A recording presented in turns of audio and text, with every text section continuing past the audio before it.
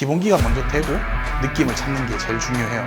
근데 공이 여기만 있으면 이해를 못해요. 공은 다 똑같이 가는 거죠. 아이언의 느낌을 드라이버에 넣을 경우 안 맞는 게 당연한 거죠. 이 내용을 알게 되면 완전 변태지. 바로 넘어가 보시죠. 안녕하십니까 프로님. 안녕하십니까. 간단하게 자기소개 부탁드리겠습니다. 저는 대구에서 레슨하고 있는 스골파 김건우 채널의 김건우 프로입니다. 반갑습니다. 반갑습니다. 오늘은 다름이 아니라 제가 네. 논란을 하나 들고 왔습니다. 또 어떤 논란을 가져오셨을까요? 오늘의 논란은 아이언과 드라이버는 같은 느낌으로 들어야 된다와 아니다, 아이언과 드라이버는 다른 느낌으로 들어야 된다, 두 가지입니다. 논란거리 잘 가져오셨네요. 아, 감사합니다. PD님이 생각하기에 어떤데요?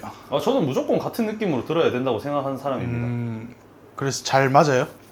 아이언은 잘 맞는데 드라이버가 안 맞아요. 보통 그렇죠. 보통 그런가요? 네, 그게 당연한 거예요, 사실. 아, 아이언의 느낌을 드라이버에 넣을 경우 안 맞는 게 당연한 거죠. 그래서 오늘 제가 이 부분에 대해서 그럼 영상으로 확실하게 알려드리겠습니다. 확실하게. 이 내용을 알게 되면 코스에 가서 경사진대에서 공을 칠 때 많이 수월해질 거예요. 너무 좋은 꿀팁입니다. 그렇죠. 경사진대에서 어떻게 쳐야 될지 모르겠는 분들이 정말 많잖아요. 맞습니다. 이 영상은 어떠한 느낌이 아니라 정말 이론적인 걸 알려드리는 영상일 겁니다. 바로 가보시죠, 그러면. 바로 넘어가 보시죠. 우선 PD님이 보기에 이 피칭과 드라이버 이 두 개의 가장 큰 차이가 뭡니까? 제가 볼 땐 일단 눈에 보이는 건 길입니다. 맞죠? 정확합니다. 웬일로 맞추셨네요. 네, 감사합니다. 이 길입니다. 제가 오늘 말씀드릴 건 이 길이와 라이각이라는 건데요. 라이각 같은 경우 이 클럽과 헤드의 각을 말합니다. 네. 지면에 닿았을 때 드라이버 같은 경우 멀리 길기 때문에 멀리 쓰면서 좀 더 완만한 샤프트의 각이 나오죠. 네. 근데 피칭 같은 경우 가까이 있으면서 조금 더 가파른 샤프트 각이 나오죠. 네. 그렇기 때문에 우리가 백스윙을 했을 때 피칭 같은 경우에는 이 플레인을 그대로 유지하게 되면 상대적으로 높아집니다. 그리고 드라이버 같은 경우 상대적으로 멀죠. 샤프트도 많이 아래로 기울어져 있고 네. 그 플레인을 유지해서 백스윙을 하게 되면 생각보다 백스윙이 뒤로 가게 됩니다. 여기까지만 봐도 아차 하시는 분들이 있을 수도 있어요. 하지만 그래도 설명을 해야겠죠. 네. 피칭 같은 경우 이렇게 가까이 쓰고 샤프트에 기울기가 서 있을 때 백스윙을 하게 되면 이 샤프트 라인이 지켜지는 게 최우선입니다. 공을 치기 위해서. 맞습니다. 이 샤프트 라인이 맥길로이도 그러죠. 맥길로이도 이 샤프트 라인이 정말 중요하다고 항상 얘기하는데 이 샤프트 라인을 지키고 난 후 그 안에서 필을 찾아야 돼요. 이 필을 먼저 찾고 뭐 라인을 지키는 게 아니라 이 기본기가 먼저 되고 느낌을 찾는 게 제일 중요해요. 여기서 말하는 기본기는 이 스윙의 궤도인데 피칭 같은 경우 아까 말했듯이 이렇게 서 있습니다. 제가 그럼 백스윙을 궤도를 유지해서 들었을 때 제 오른 팔꿈치가 떠 있습니다. 맞죠? 떠 있죠. 근데 보통은 유튜브나 레슨을 받으면 어떻게 가르치나요? 보통 붙어 있어라고 하죠. 그렇죠. 근데 플레인을 지켰는데 떠 있죠. 당연히 떠 있어야 되는 거예요. 그런가요? 네. 드라이버 같은 경우는 반대로 샤프트가 샬로우하게 완만하게 어드레스를 쓰기 때문에 플레인을 유지하고 백스윙을 들었을 때 오른쪽 회전량이 많아지면서 겨드랑이가 붙습니다. 하지만 이 숏아이언, 이 피칭 같은 경우는 가파른 스윙을 하기 때문에 우리의 오른 겨드랑이는 어쩔 수 없이 떨어져요. 유명 선수들도 보면 드라이버의 비교적 숏아이언은 겨드랑이가 떨어져 있습니다. 그리고 가파른 스윙을 하다 보면 몸의 회전량 또한 제한됩니다. 맞습니다. 우리가 이렇게 숙여놓고 회전을 하는 것보다 서서 회전하는 게 쉽죠. 네. 같은 원리입니다. 드라이버 같은 경우 우리가 이렇게 숙여서 가깝게 어드레스를 하는 게 아니죠. 네. 멀리 서서 조금 서 있죠, 아이언보다. 네. 그렇다 보니까 백스윙 했을 때 회전량이 많아지고 완만한 거고, 아이언 같은 경우 가깝게 서서 가파른 백스윙을 하다 보니까 이렇게 숙여서 백스윙을 하는 느낌이죠. 그러니까 높아지는 겁니다. 그러면 당연하게 이 둘의 손 위치는 달라지겠죠. 맞습니다. 회전량도 달라지겠죠. 맞습니다. 이게 달라졌을 경우 어떤 게 회전이 적다고 했죠? 피칭이 회전이 훨씬 적습니다. 맞아요. 피칭이 회전이 적으면 백스윙 크기도 적어야겠죠. 맞습니다. 드라이버 같은 경우 선수들을 보면은 백스윙을 회전을 다 했을 때 정면을 봤을 때 지면과 평행하는 위치까지 넘어옵니다. 네.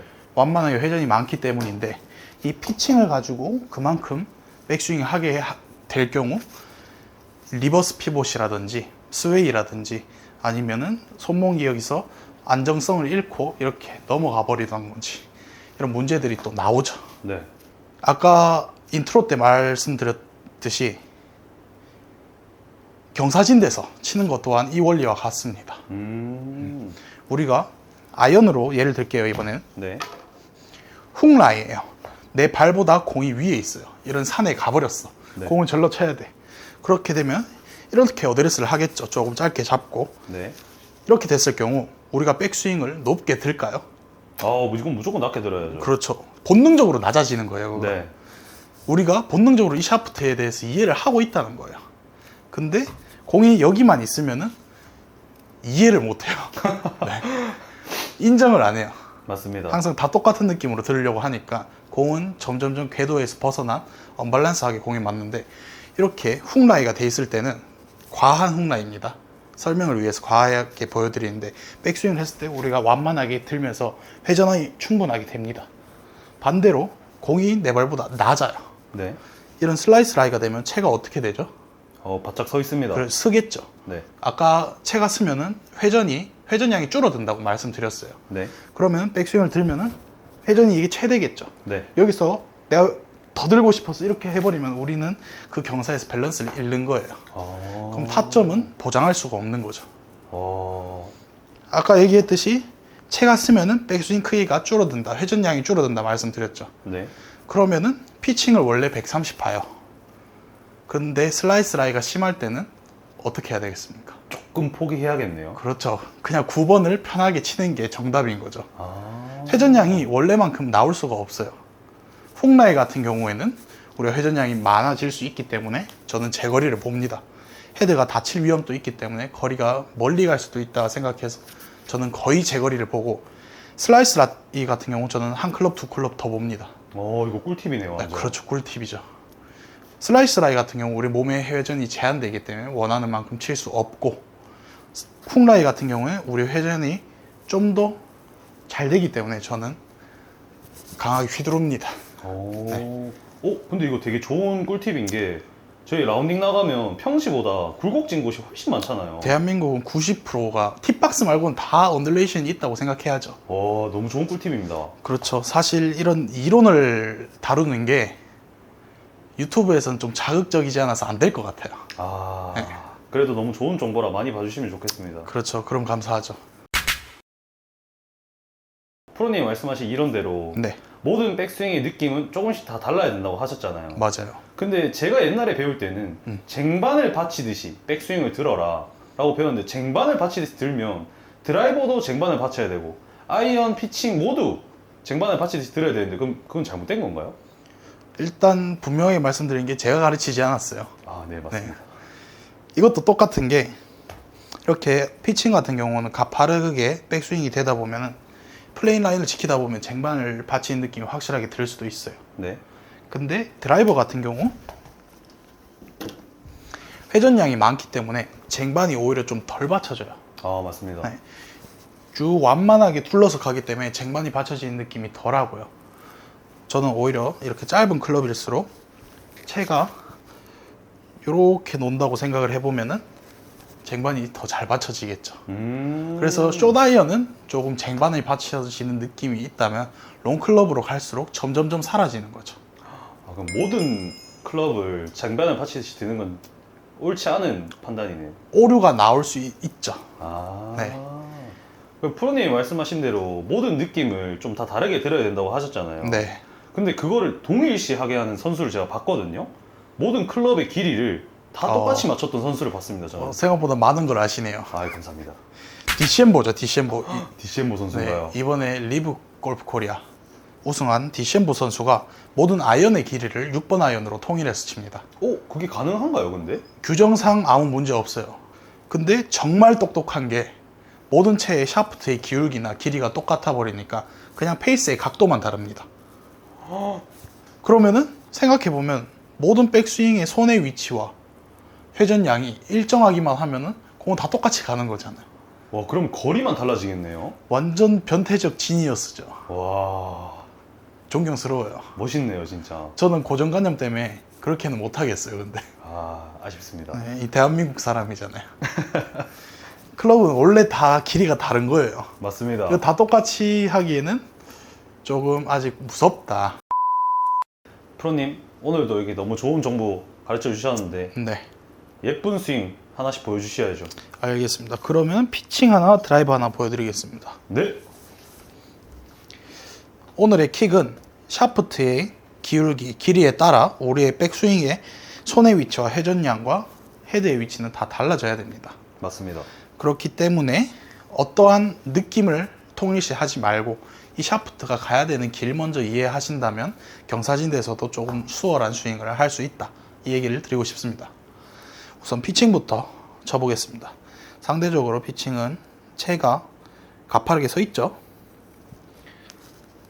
그럼 백스윙도 조금 가파르게.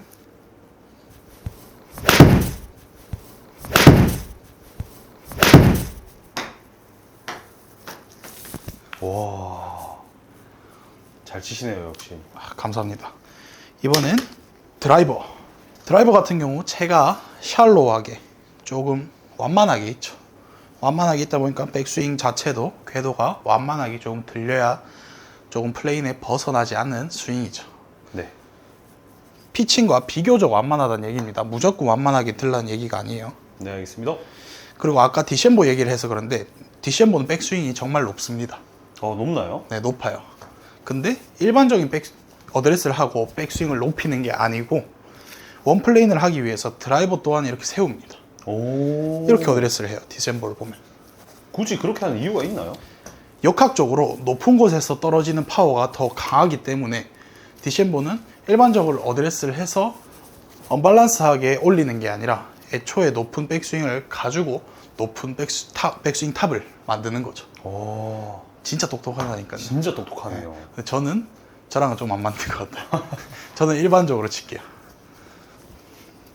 어드레스를 조금 완만하게 해줬으면 백스윙도 조금 완만하게 해주셔야겠죠.